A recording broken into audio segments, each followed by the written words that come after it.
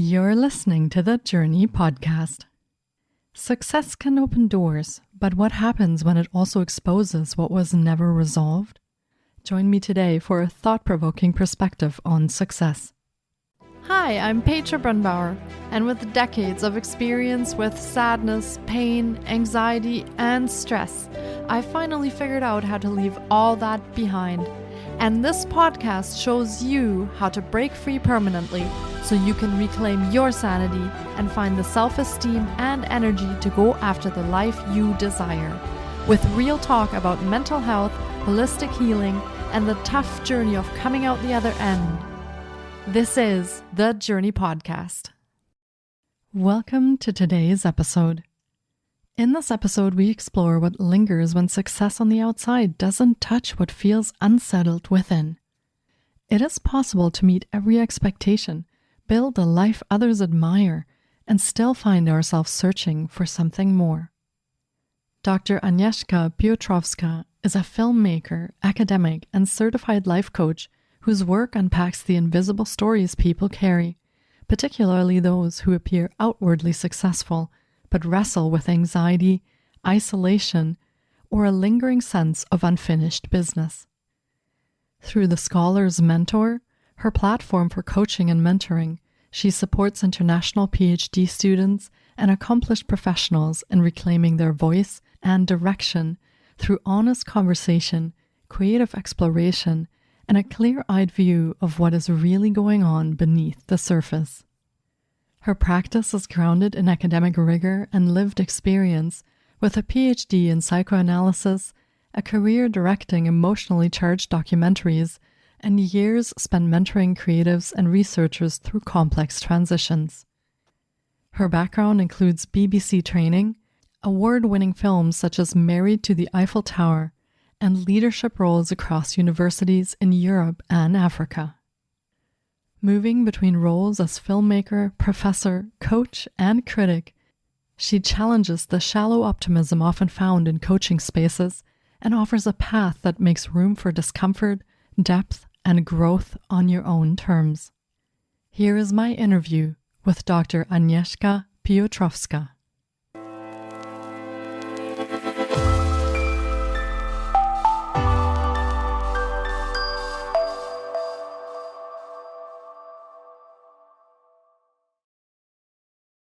Hi, Dr. Agnieszka. It's so great to have you on the podcast today. I've been looking forward to getting to chat with you because what success doesn't heal is such an intriguing topic, and I feel such a very much with the times topic that many listeners are experiencing. A sort of emptiness. They come to a place and all of a sudden the question is, what am I doing here? Or why did I even do all this? So I'm very excited to dive in with you and find out more. Welcome to the podcast. Yes, no, thank you so much for having me here. And I'm very much looking forward to our discussion. Absolutely. It's my pleasure. And would you like to start us off maybe with a little bit about yourself and the parts of your story or journey that connect up with what you do today, and maybe give our listeners a bit of insight about what it is that you do today so they can get to know you? Yeah, no, absolutely. So my journey starts in Poland. And I'm here, as I mentioned to you, which we'll talk about in a minute. I'm here briefly, but I live in London. And I suppose it's also fair to say that my family were quite traumatized by history, transgenerational trauma of various sorts. My grandfather was a survivor of Auschwitz. My father, who was much older than my mother, had been in the Second World War. And she had been, to begin with, very much believed in communism as a wonderful ideology that could change people's lives. And then, of course, was profoundly disappointed when it was revealed to be a totalitarian system. So when I think back at it, the circumstances were quite modest. We didn't even have a self-contained kind of flat. So people would walk through. It was all quite strange. And for me, I very much knew, even as a quite young person, that I needed to leave to be able to redefine who I am in a different context. And my father was very important in this journey, so we can talk about it later. But at that point, that if we're talking about success, it's quite interesting to consider that at that moment in time, all of them really it were successful, meaning that they survived at all. We talk about these grand ideas, and a lot of people talk about money. And of course, abundance is wonderful because if you don't have money, you can't do much. So that's true. But I can absolutely and 100% say, which I'm sure, and your listeners will know, that certainly financial abundance will not give you a sense of joy if that's the only thing that is in your life. And if that you attempted to define success through financial abundance, then I believe it will quite quickly and badly, or it will not give you joy. For myself, and I was very much supported, particularly by my father in all kinds of ways, I had to leave, and I did, and my journey was through various educational systems in the UK. And then I had been very lucky, and I was really definitely a massive success, to get onto a trainee scheme in the 90s, so a long time ago, as a very young person after university. And there were something like 6,000 people applying and 10 places, and I got one of these places. So that really felt like a massive success. And it was, because it shifted my life on a different trajectory, in which telling stories and making documentaries, but other things, and writing became something that I was able to use as a way of telling stories and giving messages to the world, for sure, and of a variety of things that we can talk about. But also, now I see it very clearly, was a tool to heal my own trauma, my own hurt. So my success and that of my clients, people I work with, and my students, is to find that core of what will give them joy, if you like, that their life purpose, how what they actually want to do might align with, if you believe in the universe, in what the universe would like them to do. And if it aligns, you feel immediately a sense of this, what I call joy, a sense, I'm now aligned, I'm now moving in a direction which, at least in some way, is bringing joy to the world, doing good to people, giving them something that they can learn from. And I think that for myself, but also for other people, that is the greatest sense of success of some sort. Thank you so much for sharing that. And yes, I agree with you. Our purpose and our alignment, I feel, even impact not just our mental well-being, but also our physical and emotional well-being and our place in the world and how we make meaning out of the things that happen and that we do. I'm wondering a little bit if you have some insight into how that happens, that especially I want to say successful women, because that is part, I'm of the female demographic as well. How does that happen that so very often we work very hard on our perceived success? We raise families, we run a household, we have a career, we achieve many things in our work, and still there is this emptiness that happens, this questioning of, why did I do that? Or is that enough? Am I enough? I have all these things to show for. And as you said, maybe I'm very financially successful. I have a nice house. But that joy that you mentioned, that inner spark, is not there. How does that really come about when we talk about that? I feel like this is something that happens a lot, especially nowadays. Yes, this is the key question. And particularly for women, of course, for everybody, it's the issue of, how do I find that joy and happiness in my life? And there's some basic things as well, which I'll talk about later, how we can sometimes shift ourselves from a negative state of mind and remind ourselves of various successes, big and small, that we've had through practice of gratitude. But if you look at men and women who are successful in the world in some way, you have to be so careful about it because it's also very easy in the current world with social media. If you start comparing yourself to some influencers or celebrities, you might think, oh my goodness, I'm so in a different league to these people, that you could start feeling bad about yourself. So obviously it's an obvious thing to say. I would say just do not do that. And also do know that whatever people present to the world is an image that they create. And it might very often be the case, as historically from various tragic events, that in fact they're far from happy. So it's like the first thing to say about social media and how it makes us feel. If please curtail your engagement with it. There's even the expression doom scroll, obviously. Just don't go and look at things because it will not make you feel better. It will always, almost invariably, make you feel worse. But on one level, because you might be comparing yourself to all kinds of people who appear massively more successful than you. But secondly, also it does something to your brain, which we know is really not a good thing. So I would say be fairly disciplined with the use of social media because it's not a good thing.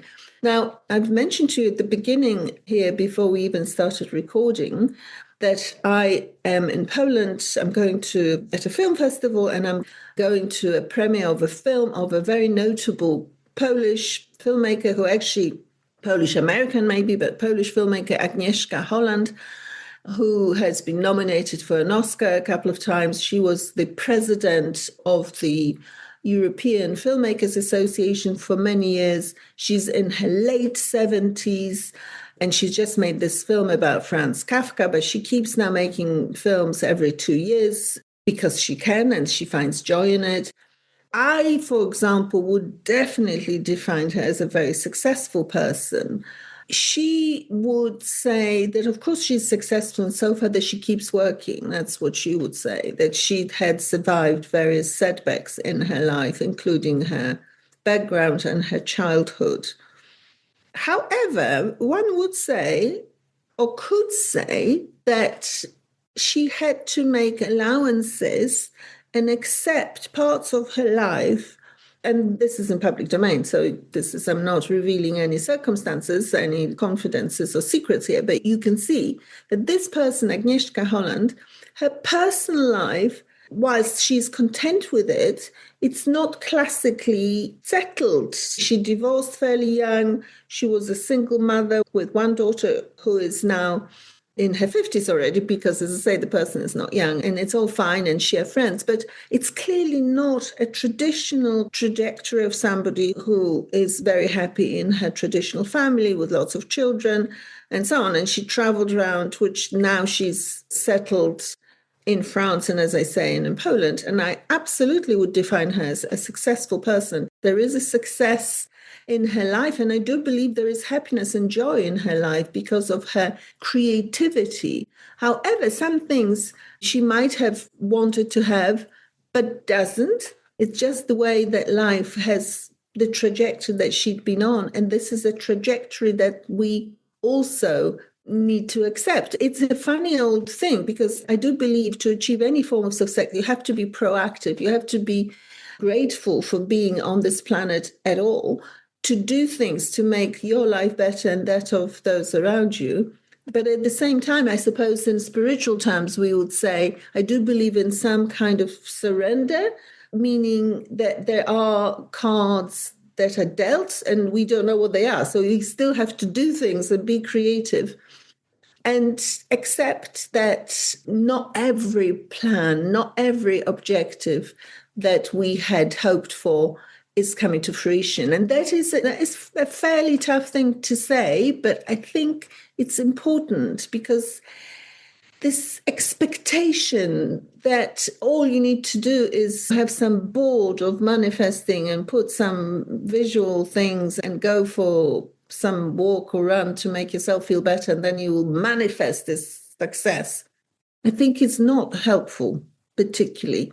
I think what is helpful is being positive as an outlook, as a general plan, taking steps being grateful for being here, trying to be good and benefit other people, not just yourself. And then a success and self of contentment will come your way. But to say, oh, give me steps how I can be like Taylor Swift, I think it's simply unrealistic because, and if you look at her though, I am a great Taylor Swift fan as well as looking at completely different figures. And of course, her success in terms of Taylor Swift's success in terms of music, global reach, astonishing financial abundance is simply amazing. And she is a good model for being proactive for women and achieving things. However, until very recently, of course, her personal life was not successful. It just was not. It's just what it is, for whatever reason you wish to consider. And now she has got engaged, of course, and we all wish her all the best. But the point I'm making here, even with people who on the surface are incredibly successful, there will be moments where they would like to have improved things in their lives. And we never know what really goes on. Yeah, absolutely. That's a great point. And even a lot of the times with our loved ones, we don't know the full depth of what they're experiencing. And even people we live with, sometimes we don't fully know the picture until something happens and we find out. So this is a very good point and something for our listeners to keep in mind as well as they're, as you said, scrolling on social media and maybe making those comparisons. It's not all what it seems most of the time. So better to maybe come back to oneself and start looking internally and finding those joys and those connections there first and foremost. Now, you touched on creativity a few times as you were talking. And I'm wondering if this is something that you feel we maybe become disconnected from, which may be part of why we feel a struggle or an emptiness or maybe even some regrets when we look at certain parts of our lives. I feel when we experience a lot of trauma or even stress and challenging situations, the ability to be creative and to connect with our essence and what makes us happy becomes impaired because we're very focused on just survival and getting through whatever is happening. Is there a way that we can reconnect with that creativity? Speaking as an author and a filmmaker for yourself, I feel that you are completely connected to your creativity. How do you see that with other women or maybe even clients that you work with? Do they lose that connection and can we bring that back? It's interesting to think about, first of all, what is creativity? And in very general terms, I would say it's an ability to generate something out of yourself and it very much connected to yourself, but also something that physically is not just in your head. And that is really will be helpful in all sorts of ways. And that's tough to, if you're not feeling particularly full of beans and you hear me say, connect to your creativity, you'll think, I'm sorry, I don't feel like it. I just feel like being asleep all the time then, or I don't have time because from morning to night, I'm looking after my children and my family. When am I going to do anything creative? First of all, of course, looking after your family could be very creative. But in terms of, okay, I've had a client who had in her soul, if you like, in the desire to write a story, a book, maybe about her family and about her mother in particular, but not only that, the sort of family story. And she really had wanted to do it for the longest time. And when she came to see me, she was down, she was anxious. She also felt she didn't quite have enough money. And that was so interesting because, in fact, in objective terms, she did have enough money. It was like almost in her head because she was comparing herself to some sort of ideal somewhere that she should have more money. But if you looked at it carefully, there was no question that she was fine and she had been in a position to maybe not be wealthy, but be fine. So I thought that was a very interesting thing straight away. She says everything is going wrong and she has no time to do the thing that she already had thought she wanted to do, and time was going by, and this is all terrible. One of the things that we did, and it's interesting to look at, is to see, why do we come up with these negative thoughts? For example, this is not a terrible thought. I don't have any time to do anything creative. It's not particularly terrible. It's not helpful, though, either, is it? This basic kind of, although I am psychoanalytically, my background is psychoanalysis, I am a CBT trained coach anyway, and I think it's very important. The idea of challenging your negative thoughts, even if it's a little negative thought, is super important. And you can learn how to do it yourself. Is to begin with always helpful to do it with somebody. And the challenging of a negative thought of this nature, I'm overwhelmed, or I'm not clever to write anything, or I am this, that, and the other, you can always find evidence in your own life which will challenge it as well.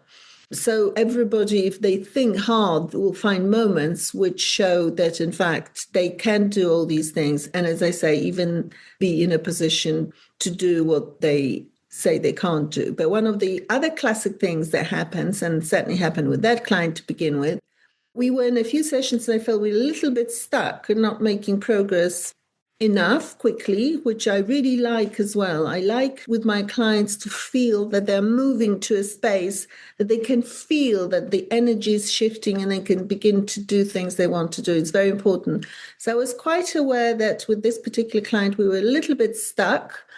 So I then had to be courageous as a coach and say to her, is there anything in this way that you are talking about yourself as this martyr who just serves everybody in the family, not yourself? Is there anything that rewards you? And of course, if you put it like this, it's a tough question, so I wouldn't offer it in the first session, but sometimes you have to be brave in these coaching relationships to achieve anything. And of course, she said, oh my God, yes, of course, because it makes her feel amazing that she's the smart. And I said, how about we shift it? So you are an amazing parent, an amazing family maker, and you're holding everything together, and you are creating a little bit of space for yourself so that in your writing, in your creativity, you can tap into who you are, but also, moreover, then leave this legacy for at least for nobody else than for your family, because they would love to have it, for your children, and maybe for other people as well. Maybe it will turn into a book. So we know from positive psychology that journaling can be a useful thing. Now, what is this journaling? Because I write quite a lot anyway, I don't particularly journal very much. But if you're not used to the physical process of writing and articulating your ideas and thoughts, then it is proven to be incredibly useful. And to begin with, this would be some kind of push and a discipline. If you're not writing anything, for me to say to you, go start writing your daily thoughts, you'll think, oh, this might not be, I don't have time for it again, is the classic. But it has been proven that it is most very helpful. It's a sort of basic creative push that you write, that there's a physical writing. And I'm showing it like this, but because classically it's by hand. But if people don't like it, then you can type it. And basically this is in terms of the structure. So you would always, for your mental being, for your well-being, for your moving out towards your success that you might want, you always start with gratitude. Always would write, I'm so happy and grateful for the sun shining in the world, that I have people who love me. And if you feel like nobody loves you, try and challenge it. Jesus Christ loves you. Somebody loves you. It's just that it sounded flippant. I don't mean to be flippant, but it's very hard. If you really feel nobody loves you, then I would say call Samaritans, because it's incredibly negative thought, nobody loves me. And somebody actually probably does love you. And nobody loves you really, then maybe consider getting a pet or something, because we as humans want to feel loved. That's 100%. And I'll talk about AI in a minute, but just to with the gratitude journal, because you have to get into a habit of writing something and be creative, which is very good for you. You have then a project you've created yourself. The journaling is fundamentally a project that you are creating for yourself, and that will make you happier and then move you towards a success. You have a project, you've got your podcast, Petra. It's good to have a project. If the project has some elements of creativity and will help other people, so much the better. But to start with journaling is a good thing. Now, there are people, words are very powerful. That's why I'm talking about journaling. That's why you're doing a podcast, because words is the thing that makes us human, except AI now uses language and it's not human. So let's talk about it in a minute. But a visual, if you say, you know what, it's very nice what you're saying here about this journaling and writing, but honestly, not my thing. I'm just not going to be writing. I don't like it. I don't like writing by hand. I don't like using a laptop, not doing it. Fine. Then do something else. In terms of your mindset, always start with gratitude. If you want to improve your mindset, then consider, if you do have cell phones, consider using it as a tool to take pictures. Go to the world, go for a little walk, look at the shape of leaves on the trees and take some pictures for yourself, so that your creative kind of energy has a chance to flow. With my client, who was determined to write a book, except that for 20 years never wrote one word. So quite quickly we moved from a position after this session of her saying, I can't write anything, to her writing. And I will say, with this particular client, I also did suggest she wrote just simple points and did show it to ChatGPT. And then based on her family life, in the first instance, of course, what was produced was very generic. So it was unusable for any publication, but it still can be quite rewarding to see your ideas being written out if it's just written out by ChatGPT. I will say a word of warning here. One has to be careful how you use ChatGPT. And I would say, again, use extremely responsibly and carefully, because if you start using it a lot, it has the ability to draw you in. And if you're in a vulnerable state, it may not be a good thing. Some of the clients use the AI, ChatGPT or Claude sometimes, but I mediate this encounter. However, by all means, you can try and use it yourself. Just be aware of the risks. Because at the minute, the machines that we have, AI that we have, they have guardrails, they're basic. And as we know, there are some tragic circumstances in the world. So you cannot rely on them. You have to still rely on yourself and your sense of responsibility. And also, this is one of the big things I want to campaign for, is the kind of ethical training for these machines, not just guardrails, but at the design stage. But this is at the minute not the case. By all means, you can jumpstart your creativity with AI, but don't rely on it. Yeah, I hear you on that. And it looks easy to use AI, but once you actually start working with it, you realize how limited it is when compared to your own creativity. I run into this a lot when I try to get some inspiration for posts or for things that I want to create for our social media. And very quickly I run into where, oh, but that doesn't sound like me, or that doesn't feel like me.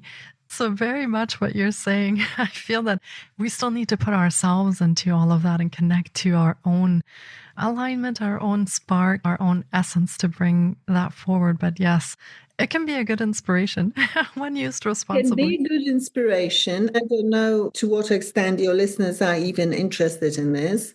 I got very interested in large language models. And as I say, I'm also completing a book on AI intimacy and psychoanalysis, also for Routledge. My book looks at human interactions with AI from a psychoanalytical perspective. But the context of it is that literally last week, there's a massive report published based on OpenAI statistics. And it tells us that, and this is them analyzing millions and millions of users of logs, which also tells you something that they do read your logs. But it appears that 73% of people who use ChatGPT do not use it for work purposes. They use it as a sort of AI companion. Now, this is really astonishing statistics. And just a year ago, the figures were different. So it was 47% to 50%. So it just jumped up so dramatically. Now, this says many things, really, Petra, which is important here to consider if you're talking about success. One of the things it says loud and clear that we as people, we are incredibly lonely. That the human connection that we talk about, which we used to take for granted, living in large families, extended families, what's happening is that people are so preoccupied and busy with their lives and possibly technology that they have less time for each other with every passing year. I'm saying these things, throwing them in the wind, but it's extremely important to be aware of it and making this effort also in terms of your own success and your own happiness to connect with other people and with your own creativity to think, if I'm writing something, maybe it will be possible to make it into a post for other people to see and enjoy. Maybe it will be possible to then create a story out of it for other people to enjoy. But again, this kind of suggestion that we now rely so heavily on AI for company, I think is quite a sobering thought, don't you? Absolutely. And I think some of the studies that I've looked at very clearly show that isolation, loneliness, social disconnection have a very grave impact on our mental health, on our physical health. They're actually impacting some of our longevity as well. In a way, it also then doesn't surprise me that we have health crises in the world at the same time, with people struggling with their mental health and struggling with chronic conditions and their overall health, because all of that sort of ties back together, that we're losing that human connection. We're losing those opportunities to just have meals with friends or family and connect. And I used to actually have to physically go over to somebody's house if I wanted to talk with them, because using the telephone was very expensive when I was little. We're losing that interaction in a sense. And I'm surprised to hear that the percentage of AI companionship is that high. It's really scary because it does say something profound about where we are at. And I say it doesn't help that we are in despair over this, because that really never helps. But we also need to be aware what's happening for the children and the very young generation. And that, I have to admit, scares me, because the challenge for educators is massive. I think that the children will have education, which we had, that we had to read books, had to learn how to do maths, because literally if everything is farmed out with our sort of consent, with human consent out to these machines, then within a generation, it's not going to be like they take over and robots revolt, but rather we'll just give up. And I think another big thing is going to be a difference between those who really, I suppose what I'm saying is class difference, because some people will always know that it's important to send their children to schools which will make sure they do learn proper things, and maybe not everybody. So there is a sort of humanity's responsibility here. Otherwise, the success that we're talking about will simply, within a couple of generations, disappear as a thing that is even possible for people. People will always... It is quite scary in terms of families and children, for example. Let me tell you something. The psychoanalytically trained psychologist for MIT called Sherry Turkle, even 15 years ago, she was doing research in care homes and also in terms of people looking after children. But in care homes, even 15 years ago, they were deploying these social robots. These social robots at that moment in time could not speak. They were not like large language models at all. They just were things that gave people some sense of company. And these other robots were being created and that to look after them. And obviously it's better to have company with a robot than with nobody. But it's really quite thought-provoking and this is 15, 20 years ago, and she's saying these prophetic words that we're not going to care if the machines are clever. We will want them to love us. And this is, again, quite scary. So I would say in our conversation, yes, tap into your own creativity. And I would say quite quickly, you will have results if you do your journaling, if you take your pictures with technology. But at all times, make an effort to connect with other people, even through in-person meetings, encounters, conversations. And if you are really on your own, and some people are, then I would say seek out communities, even religious communities, even if you're not religious, for company, to be able to go there, to be part of the community. And there are communities who will take you in, even if you're not a believer, without a doubt. I'm a Quaker, so we always take people in, whoever will come to a meeting. It is not even a question. But other religious communities will do it too. And if you literally sit there thinking, yes, but I'm not a believer, how can I go? Better you go to religious communities, because these are still available for people to go and join and have this human connection without it becoming like a sort of massive thing to do. But yes, it's a real concern, I would say. And I really engage with large language models. I'm a fan of AI. I'm a fan of technology.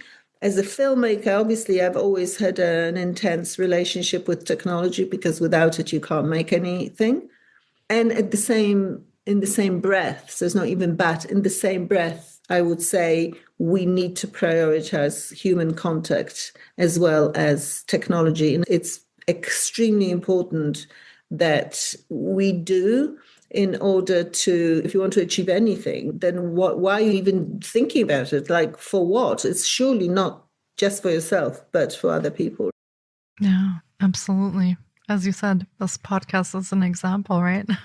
So it's seeking out that contact, sharing that space. And yes, we are doing this over Zoom. Otherwise, it would not be possible. But seeking out that human connection, even in that sense, and sharing for a wider audience to bring that humanity back. And really, that also, it feeds my soul, if we can say that. What you've explained, this, I think, is a good example of how that works in the world as well. So listeners, if this has inspired you, take a little bit of time during the day for yourself. See if you can connect back to your own internal creativity. And if you can find things that inspire you, a walk with rustling leaves, the busyness, people watching in a city. There are a lot of different things that might spark just a moment of creativity and journaling and gratitude. As Dr. Agnieszka said, those are big things to bring you back to that connection. So thank you so much for sharing all those wonderful insights and that wisdom that you have gathered in your own journey. And if our listeners are very curious and they'd like to know more, or they'd like to work with you, how can they connect with you? And what kind of resources, programs, or services do you have available? At the minute, I also very much work with research students, as we mentioned, and people who want to tap into their creativity in one way or another. So in terms of, you can find me fairly easily on LinkedIn particularly, and you can DM me. The website is Scholars Mentor, and that's the company, but I very much work with individuals who just want to do things differently and creatively, and particularly those who may have been through some traumatic experiences in their lives, and we all have. So it's almost a question of those who've now identified that some of these obstacles from the past are like little thorns, and they would like to remove them. Because in my kind of practice, I very much use a kind of full toolbox of psychoanalytic tools and also spiritual and others to help people get to another stage. Currently, I am not running a membership or group work, although it might happen. At the minute, I work with individuals and very much one-to-one. And usually, I would say some people choose to stay for longer engagement, like in psychotherapy. I would say that life coaching is not psychotherapy, or there are elements of psychotherapy. I would usually hope that within 3 months, you really will see some big change if we work together. And usually I'm happy to say that my clients have achieved some kind of breakthroughs or different ways of looking. And sometimes they're amazing things. Of course, the client I mentioned suddenly started writing, and I think she has an publishing offer now to publish a book. So it's an amazing success, but it's not always.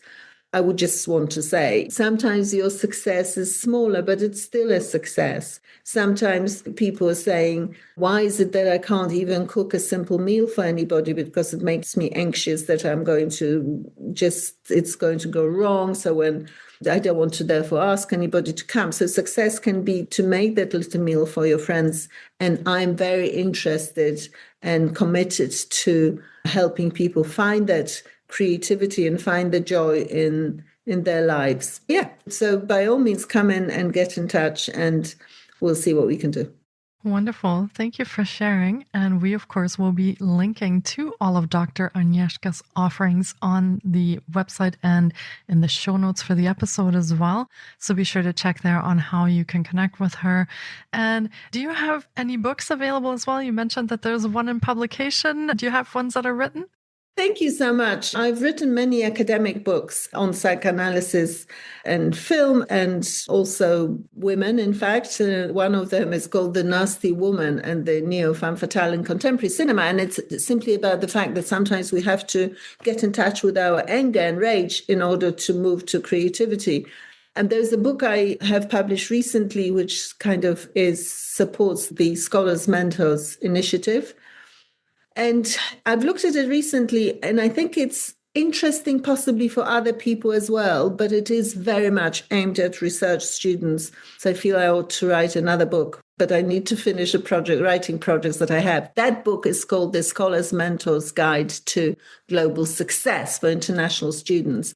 And it gives some academic background, but fundamentally suggests a variety of things which I've suggested here, which is that you take proactive steps and also very much focus on networks, which in academic world is really important, but also fundamentally in cultivating your human relationships. But yes, the book is also available, and by all means, DM me for any further suggestions.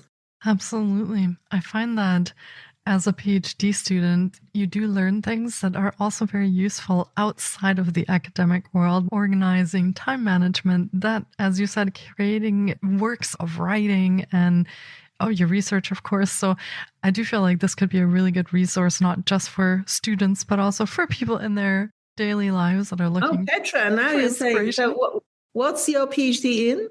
I am a student in the mind-body medicine program. So very much aligned, of course, again, with the podcast. Very much aligned, yes. And it's wonderful. A PhD journey is obviously a very niche kind of thing, but it's a very particular journey, as you will know. And even if you're completely aligned, there will be moments of insecurity because it's hard. And there are other people involved in the journey as well who assess you. And however wonderful it is, it's always whatever you do, but particularly with PhD journey, because there's this qualification at the end when you're trying to get to. But I would say that people who study in different cultures definitely feel that they face different challenges, also obviously linguistic challenges, cultural challenges. But if they manage to overcome them, of course, the rewards are astonishing. So I'm very proud of some of my former PhD students and former clients who are thriving in the world and again, paying forward, which is amazing. But it's wonderful to hear, Petra, and all the best with your journey. And you know how to find me. We can talk.